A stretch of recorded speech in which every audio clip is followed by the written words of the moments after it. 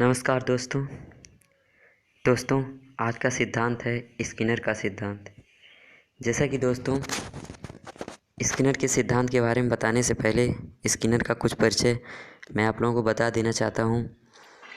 जैसा कि दोस्तों स्किनर का पूरा नाम था बुरहम फ्रेडरिक स्किनर। अमेरिका के लेखक, वैज्ञानिक, व्यवहारवादी, आविष्कारक और सामाजिक दार्शनिक थे। स्किनर को कट्टर व्यवहारवादी के रूप में जाना जाता है। इनके द्वारा प्रतिपादित सिद्धांतों को क्रिया प्रसूत अनुबंधन सिद्धांत कहते हैं। इस सिद्धांत के लिए इन्होंने सफ़ेद चूहा और कबूतर का प्रयोग किया था। दोस्तों क्रिया प्रसूत अनुबंधन सिद्धांत के कुछ उपनाम हैं जिसे जानना बहुत ही आवश्यक है, क्योंकि एग्ज़ाम में कोई भी नाम आ सकता है। आप लोगों को समझना होगा, जानना होगा। पहला है क्रिया प्रसूत का सिद्धांत, दूसरा है अनुक्रिया उद्दीपन सिद्धांत, तीसरा है सक्रिय अनुबंधन सिद्धांत, चौथा है साधनात्मक अनुबंधन प्रयोग, पांचवा है सक्रिय अनुकूलित अनुक्रिया का सिद्धांत, छठा है नैमित्तिक अनुक्रिया का सिद्धांत।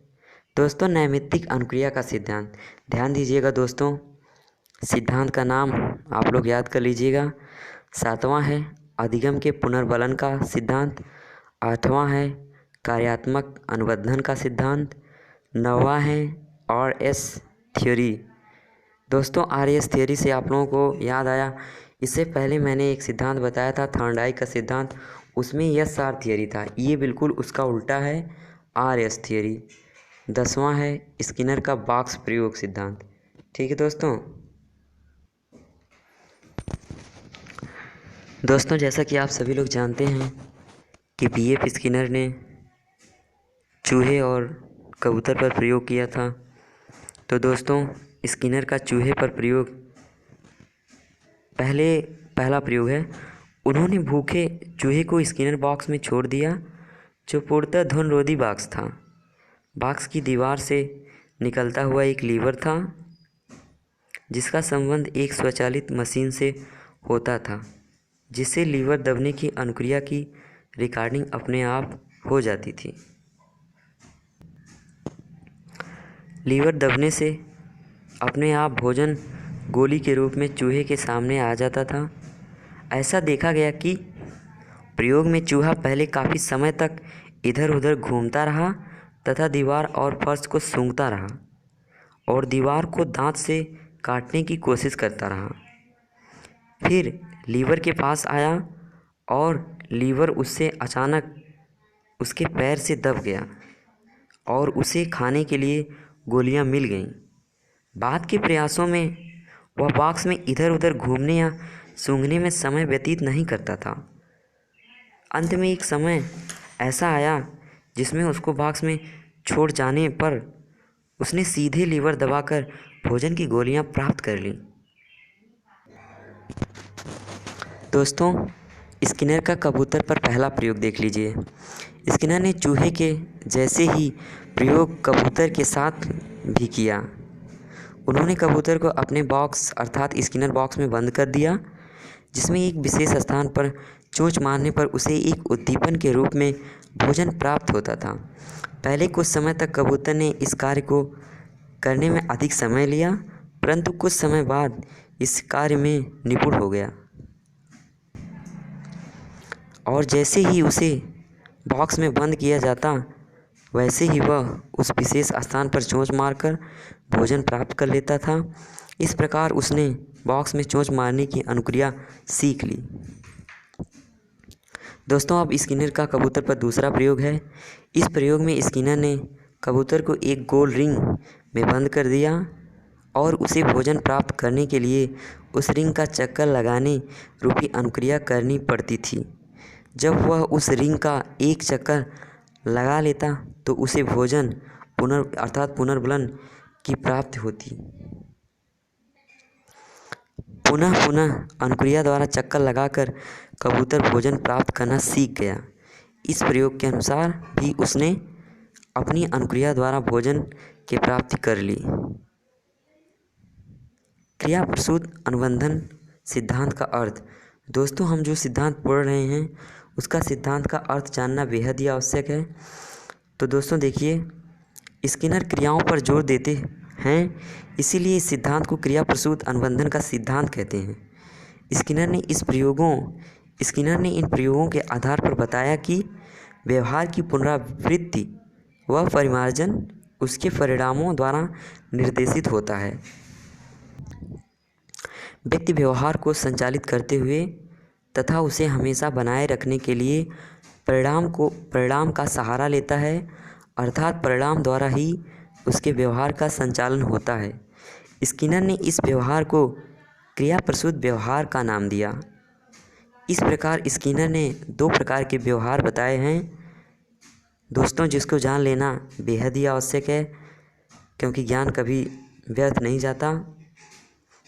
पहला है प्रतिवादित व्यवहार, रिस्पोंडेंट बिहेवियर। इसमें अनैच्छिक क्रियाएं आती हैं, जैसे प्रकाश पड़ने पर आँखों का झपकना। दूसरा है क्रिया प्रसूत व्यवहार, ऑपरेंट बिहेवियर। इसमें ऐच्छिक क्रियाएं आती हैं, जैसे चलना, दौड़ना आदि। स्किनर द्वारा पुनर्बलन पर जोर। दोस्तों, प्रयोगों के आधार पर स्किनर ने एक बात और भी बताई है। उन्होंने बताया है कि जैसे लीवर में चूहे का पैर पड़ता है तो उसे भोजन की प्राप्ति होती है, तो भोजन उसके लिए एक पुनर्बलन का काम करता है। इस प्रकार वह जान जाता है कि लीवर में पैर पड़ने पर उसे भोजन मिलेगा, तो इस पुनर्बलन के माध्यम से वह हर बार दीवार में पैर रखता है। इस प्रकार प्रयोगों के आधार पर स्किनर ने शिक्षा जगत में पुनर्बलन का जन्म दिया, मतलब पुनर्बलन को जन्म दिया। इनके अनुसार पुनर्बलन 4 प्रकार का होता है। सतत पुनर्बलन, निश्चित अंतराल पुनर्बलन, निश्चित अनुपात पुनर्बलन, परिवर्तनशील पुनर्बलन। दोस्तों, स्किनर का मानना है कि क्रिया करते रहना चाहिए तथा क्रिया के तुरंत बाद बालकों को पुनर्बलन देना चाहिए, क्योंकि पुनर्बलन करने से क्रिया करने की गति में तीव्रता आती है। दोस्तों, क्रिया के अनुसार सकारात्मक या नकारात्मक पुनर्बलन देना चाहिए, क्योंकि देर करने से इसका प्रभाव कम हो जाता है। दोस्तों, अब सबसे इम्पोर्टेंट चीज़ है स्किनर के क्रिया प्रसूत अनुबंधन सिद्धांत का कक्षा शिक्षण में प्रयोग। इसे जानना आप लोगों के लिए बेहद ही आवश्यक है। इस सिद्धांत के द्वारा शिक्षक कक्षा शिक्षण के दौरान बालकों में विभिन्न कौशलों को जागृत करता है और किसी खास लक्ष्य को प्राप्त करने के लिए प्रेरित करता है। दोस्तों, दूसरा पॉइंट है किसी भी अच्छे कार्य के लिए सकारात्मक पुनर्बलन देकर उसे प्रोत्साहित करना चाहिए और गलत कार्य के लिए ऋणात्मक पुनर्बलन देकर घटाना चाहिए।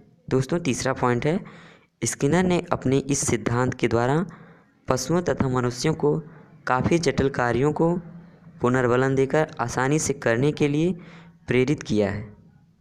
चौथा पॉइंट है यह सिद्धांत और व्यवहार चिकित्सा में भी उपयोगी माना जाता है। दोस्तों, अगर हमारा ये वीडियो आप लोगों को अच्छा लगा हो तो प्लीज़ लाइक करिएगा और चैनल को सब्सक्राइब करिएगा और कमेंट करना ना भूलिएगा। जब तक के लिए दूसरा सिद्धांत आप लोगों के लिए ना आए, तब तक के लिए नमस्कार, जय हिंद, जिंदाबाद।